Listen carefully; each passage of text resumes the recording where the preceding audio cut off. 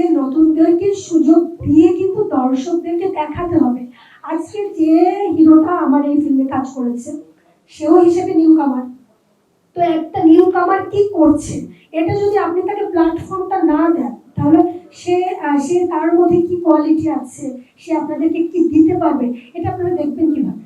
নতুন আর্টিস্টদের যদি সময় সুযোগ না দেওয়া হয় তাহলে আর্টিস্ট তৈরি হবে না, নতুন থেকেই পুরনো হবে।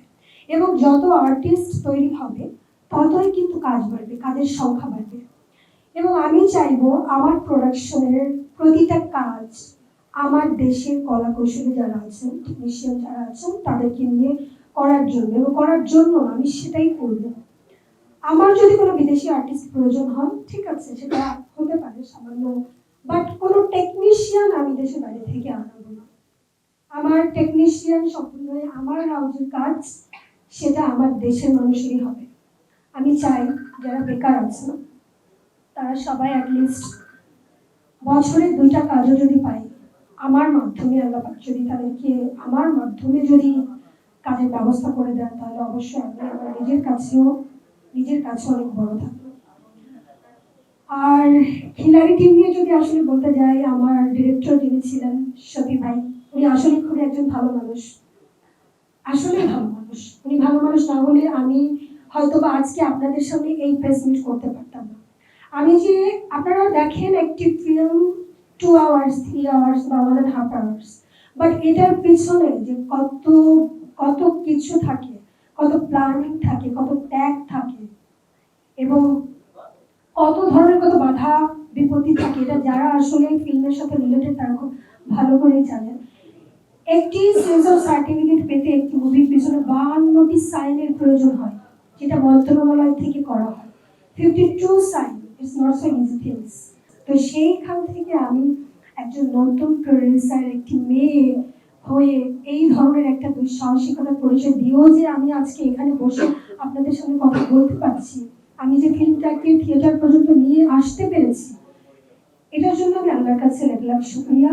নেক্সটে আমার যে ফিল্ম আসতেছে, আমি নেক্সট মান্থ ইনশাআল্লাহ আরেকটি ফিল্ম ঘোষণা করতে যাচ্ছি, এটা এখন বলবো না। তো আপনারা খিলাড়ি টিমের পাশে যদি থাকেন তাহলে আমার মনোবল কিন্তু আরো বেড়ে যাবে।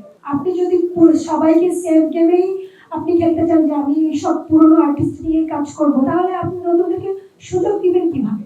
আপনি যদি রিস্ক না নেন জীবনে তাহলে নতুনরা আসবে কি করে? সো এই জিনিসগুলো কিন্তু তাদেরও মাথায় রাখতে হবে যে নতুনদেরকে সুযোগ দিয়ে কিন্তু দর্শকদেরকে দেখাতে হবে। আজকে যে হিরোটা আমার এই ফিল্মে কাজ করেছে সেও হিসেবে নিউ কামার। তো একটা নিউ কামার কি করছে এটা যদি আপনি তাকে প্ল্যাটফর্মটা না দেন তাহলে সে তার মধ্যে কি কোয়ালিটি আছে, সে আপনাদেরকে কি দিতে পারবে, এটা আপনারা দেখবেন কিভাবে?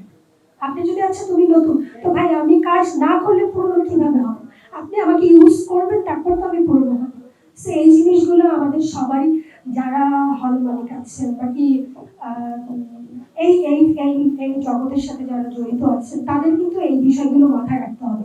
একটা প্রডিউসার একটা নতুন আর্টিস্টকে নিয়ে 1 কোটি টাকা ইনভেস্ট করে এত বড় রিস্ক নিয়ে যখন কাজটা শেষ করে আপনাদের কাছে যায়, হল পর্যন্ত যখন আসে সেন্সর সার্টিফিকেট নিয়ে, আপনাদেরও কিন্তু কিছু দায়বদ্ধতা থাকে যে যে যে মানুষটা এত কোটি টাকা ইনভেস্ট করে এত টাকা ইনভেস্ট করে এই পর্যন্ত এনেছে, তো আমাদেরও দায়বদ্ধতা আছে যে হ্যাঁ আমরাও তাদেরকে সুযোগ দেই।